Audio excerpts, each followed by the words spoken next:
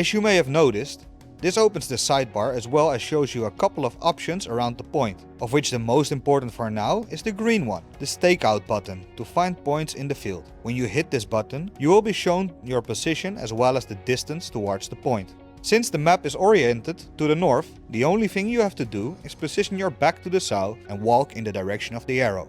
Once you get closer to the point, it becomes a game. Position one ring into the other while keeping the uni and pole level. The moment you achieve it, the inner bubble is green, and in case your uni is level, you can mark that point on the ground. We have now used an earlier surveyed point.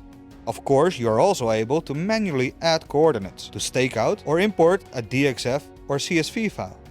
In this case, I am importing a simple DXF drawing of the green poles here at the parking. Select the file format, select the file on your tablet, and make sure you select the right CRS of your file. Hit upload. And once imported, I can select one of the green poles and stake it out.